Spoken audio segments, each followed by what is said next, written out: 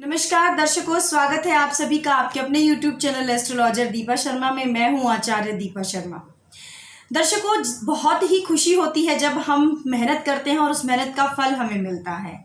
जी हाँ, बिल्कुल, हम भी आपके लिए ऐसे सब्जेक्ट्स चुनते हैं, ऐसे विषय चुनते हैं कि जो आपके काम आ सके, आपके आगे आने वाले जीवन में आपका मार्गदर्शन कर सके।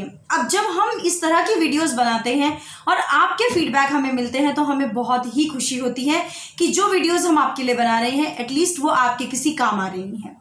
हमारे एक बहुत ही प्रिय व्यूअर जो हमारी वीडियोस हमेशा देखते हैं, उन्होंने हमें फीडबैक दिया कि आपकी वीडियोस बहुत अच्छी हैं, लेकिन एक चीज़ जो चाहते हैं वो जानना हमसे, उस पर आप वीडियो बनाएं। तो जो हमने उनकी जो ये रिक्वेस्ट थी, ये हमने आज एक्सेप्ट की और हम उनके चाहने पर ही आज ये विषय पर वीडियो बनाने जा रहे हैं। तो आप जानना चाहते होंगे कि कौन सा वो विषय है जो हमारे व्यूअर ने हमसे पूछा है और कौन सा वो विषय है जो जानना चाहता है हमारा व्यूअर कि किस तरह से हम अपने कर्ज से मुक्ति पा सकते हैं। जी हाँ, आज के समय में आपने देखा होगा बहुत सारे लोगों को कर्ज की समस्या होती है। आपने लोन लिया और लोन चुका नहीं पा रहे हैं, या आपने किसी से कर्ज लिया, आप कर्ज चुका नहीं पा रहे हैं। तो बहुत गंभीर समस्या ये होती है कि जब आपको कर्ज लेने के बाद आप चुका नहीं पाते, क्योंकि बहुत सारे लोग ऐसे होते हैं जिन्होंने कर्ज ले लिया लेकिन चुकाने की कोई टेंशन नहीं है। जिसका कर्ज लिया गया है वो इंसान परेशान है। आपको समस्या ये है कि आपने किसी का पैसा लिया है तो आप चैन की नींद नहीं सो पा रहे हैं, आपको परेशानी हो रही है, आपको बेचैनी हो रही है, कहीं ना कहीं आपका मन घबरा रहा है कि मुझे उसका पैसा उतारना है और वो पैसा मैं कैसे उतारूं। तो ऐसी स्थिति में जब आपको लगता है तो आप इस तरह का सवाल करते हैं कि अगर कर्ज से मुक्ति चाहते हैं तो फिर क्या करना चाहिए, कर्ज से छुटकारा। क्योंकि जब व्यक्ति कर्ज में डूबा होता है तो ना वो चैन की सांस ले पाता है, ना चैन से खा पाता है और ना चैन से सो पाता है। तो हमारा जो आज का विषय है वो यही है कि अगर आप कर्ज में डूबे हैं या आप पर कोई भी कर्ज है तो कैसे उस कर्ज से आप मुक्ति पा सकते हैं। क्या कोई ऐसा साधन है, क्या कोई ऐसा रास्ता है जिससे कि आप कर्ज मुक्त हो सकते हैं। अब आप कहेंगे हमारे पास इनकम ही नहीं है तो हम किसी का कर्ज कैसे लौटाएं। बिल्कुल, आप जब उपाय करते हैं तो उससे आपको रास्ते मिलते हैं। ऐसा नहीं मैं कह रही हूं कि मैंने यहाँ कोई उपाय आपको बताया और उस उपाय के करते से ही एकदम धन की वर्षा होने लगी और आपने सामने वाले का पैसा दे दिया, ऐसा कुछ नहीं होगा। लेकिन हाँ, जब आप उपाय करते हैं तो उसकी जो ओरा होती है, उसका जो पॉजिटिविटी होती है उस उपाय की, वो काम करती है। वो कैसे काम करती है कि वो आपके लिए रास्ते बनाती है। यानी कि अगर आप कर्ज में हैं तो उसने आपके लिए रास्ता बनाया कि आप कैसे कैसे उस कर्ज से मुक्ति पा सकते हैं। हो सकता है आप उसकी ईएमआई ना चुका पा रहे हो सकता है कोई लोन लिया है उसकी आप किस्त नहीं दे पा रहे हो। तो ऐसी स्थिति में कोई ना कोई साधन ऐसा जरूर निकल के आता है जिससे कि आप अपने उस कर्ज से मुक्ति पा सके, चाहे धीरे धीरे ही सही, लेकिन एक रास्ता आपको मिलना शुरू हो जाएगा। तो आज ऐसे ही कुछ विषय पर हम चर्चा करेंगे, ऐसे कुछ उपाय आपको बताएंगे। साथ ही ये भी बताऊंगी कि कौन से जो ग्रह होते हैं जो आपको कर्ज देते हैं। क्या कुंडली में कोई ऐसा भाव होता है जो आपको कर्जवान बनाता है। तो ऐसे कुंडली में काफी सारे योग होते हैं जिनकी वजह से आपके जीवन में कर्ज जैसी समस्या हो जाती है। अब हम सबसे पहले बात करेंगे कौन सा वो भाव है। तो आपकी कुंडली में जो छठा भाव है, जी हाँ, षष्ठम भाव, छठे भाव का जो स्वामी होता है, अगर वो कुंडली में कहीं भी इधर उधर पीड़ित है तो ऐसी स्थिति में आपको कर्ज की समस्या होगी ही होगी। या अगर छठे भाव का द्वितीय भाव से राशि परिवर्तन है, धन के भाव से राशि परिवर्तन है, तो आपके जीवन में कर्ज की समस्या आएगी ही आएगी। अगर छठे भाव का रोल या छठे भाव की दशा चल रही है तो भी आपके जीवन में कर्ज की समस्या आएगी। आपको लोन लेने पड़ सकते हैं, आपको कर्ज लेना पड़ सकता है। तो क्या इन दशाओं का कुछ ऐसा किया जा सकता है कि इससे कुछ आपको रिलीफ मिल पाए, या इन दशाओं के समय पर आप उस कर्ज को उतार पाए। अगर जैसे मान लीजिए षष्टेश की दशा, जैसे आपने कहा कि षष्टेश की दशा चल रही है, तो ऐसी स्थिति में क्या कर्ज उतार सकते हैं हम? बिल्कुल उतार सकते हैं। अगर आप कुछ उपाय करेंगे तो एकदम भले ही ना उतर पाए, धीरे धीरे जरूर उतर जाएगा। तो छठे भाव का स्वामी अगर आपकी उसकी दशा चल रही है तो कर्ज हो सकता है, धन भाव से राशि परिवर्तन है तो हो सकता है, और ऐसे बहुत सारे योग होते हैं जिनकी वजह से कर्ज जैसी समस्या हो सकती है।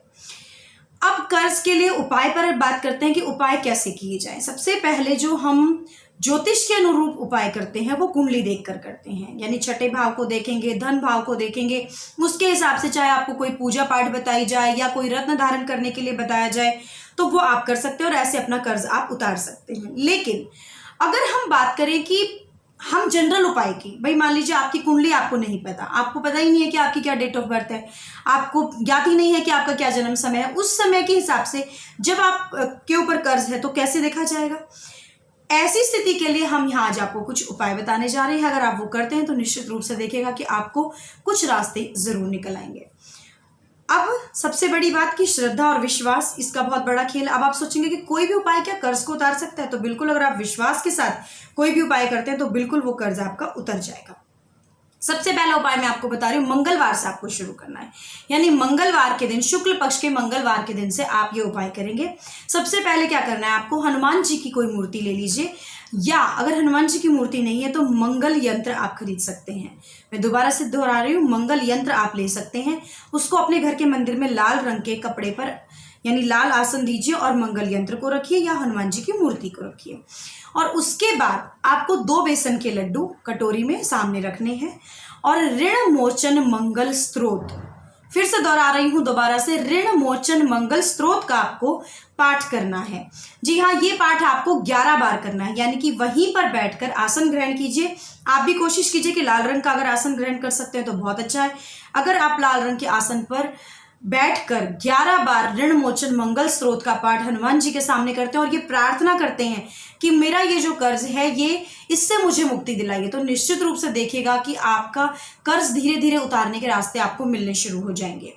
उसके बाद आपको एक लड्डू, जो 2 बेसन के लड्डू हमने रखे थे, उसमें से एक लड्डू आप काले कुत्ते को डालिए और एक लड्डू जो बचेगा वो आपको खुद खाना है। ये बहुत ही अचूक उपाय है। एक लड्डू आपको काले कुत्ते को डालना है, एक लड्डू आपको खुद खाना है। ऐसा आपको लगातार 21 या 41 दिन तक करना है। 21 या 41 दिन तक ऐसा उपाय अगर आप करते हैं तो निश्चित रूप से मैं यहाँ कह रही हूँ कि आपको फायदा होगा और आपका जो कर्ज है वो धीरे धीरे उतरने लगेगा। इसके अलावा क्या कोई और उपाय हो सकता है, क्योंकि अगर आपको इतना समय नहीं है, आप 11 बार, हालांकि ऋण मोचन मंगल स्त्रोत का जो पाठ है वो बहुत छोटा है, लेकिन उसके बावजूद भी अगर आपको लगता है कि आप इतना बड़ा पाठ नहीं करना चाहते, इतना समय आपके पास नहीं है, तो उस स्थिति में आप एक और उपाय कर सकते हैं। आप हनुमान मंदिर जाएं, लगातार 41 दिन तक आपको जाना है।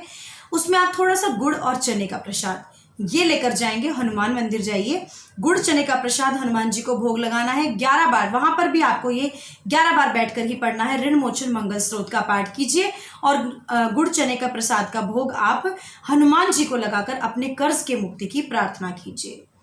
उसके बाद एक और उपाय यहाँ पर होता है, अगर आपको ऋण है, बहुत ज़्यादा कर्ज है, तो ऐसी स्थिति में आपको क्या करना चाहिए। ऐसी स्थिति में आपको एक चांदी की छोटी सी डिब्बी लेनी है और उसमें शहद भर के रखना है। ऐसा करके आप अपने घर के मंदिर में कहीं पे भी रख दीजिए और प्रार्थना कीजिए कि आपका जो कर्ज है, आपके ऊपर जो कर्ज की स्थिति बनी हुई है, उससे आपको बहुत जल्द से जल्द राहत मिल जाए।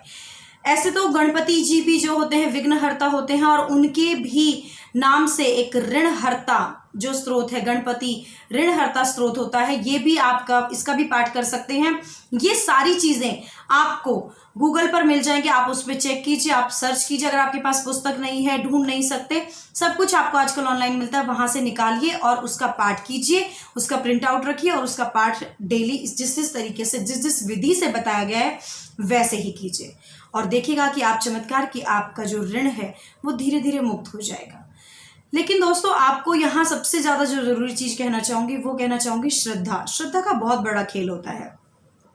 आप हनुमान जी से प्रार्थना करते, क्योंकि कर्ज एक बहुत बड़ा संकट होता है और संकट हरता, संकट मोचन सिर्फ हनुमान जी होते हैं। इसलिए हम हनुमान जी से ये प्रार्थना करते हैं कि ओम हम हनुमते नमः का अगर आप एक माला जाप करते हैं और कुछ भी नहीं कर सकते तो सिर्फ ओम हम हनुमते नमः इस माला का इस मंत्र की एक माला का जाप कीजिए और नियमित ये प्रार्थना कीजिए कि जो मेरा कर्ज है उससे मुझे मुक्ति दिलाइए। तो देखिएगा ये उपाय भी आपके लिए कारगर होता है।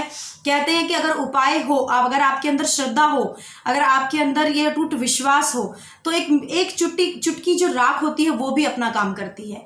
लेकिन अगर श्रद्धा नहीं है, विश्वास नहीं है, तो आप कुछ भी करते रहिए, कोई चीज काम नहीं करती। तो विश्वास करना होता है उपाय के लिए। सबसे पहली चीज विश्वास जरूरी होता है। अगर विश्वास करके आप कोई उपाय शुरू करते हैं तो भगवान निश्चित रूप से आपकी सुनते हैं। दर्शकों, ये तो था विषय ऋण मोचन, यानी ऋण कैसे घटाया जाए, कैसे हटाया जाए या ऋण मुक्त कैसे हुआ जाए। अगर आपके दिमाग में भी कोई सवाल है, अगर आपके मन में भी कोई ऐसा टॉपिक है जिसके बारे में आप जानना चाहते हैं, बिल्कुल आप हमें कमेंट कर सकते हैं, पूछ सकते हैं। हम पूरी कोशिश करेंगे अगली वीडियो आप ही के संबंधित विषय पर बनाने के लिए, और अगले टॉपिक को लेकर फिर आपके सामने हाजिर होंगे। तब तक के लिए स्वस्थ रहे, खुश रहे। और हाँ, जाते जाते एक बात जरूर कहूंगी, आप सभी का बहुत बहुत शुक्रिया कि आप हमारे चैनल को लाइक कमेंट कर रहे हैं, सब्सक्राइब कर रहे हैं, हमें फीडबैक और कमेंट दे रहे हैं। नोटिफिकेशन बेल को भी जरूर प्रेस कीजिए ताकि आगे आने वाली वीडियोस की जानकारी आपको मिलती रहे। घर रहिए, सुरक्षित रहिए, और जब तक जरूरत ना हो तब तक घर से बाहर ज्यादा ना निकले। अपनों से मिलेंगे तब जब आप स्वस्थ और सुरक्षित रहेंगे। सारी जिंदगी पड़ी है अपनों से मिलने के लिए, तो अभी एकदम भाग भाग के ना निकले कि लॉकडाउन खत्म हो गया और सभी निकल पड़े हैं, कभी किसी से मिलने जा रहे हैं, कभी किसी से। तो प्लीज आप अपने घर पर रहें, तभी आप सुरक्षित रह पाएंगे। जल्दी लौटूंगी अगली वीडियो में, तब तक के लिए नमस्कार।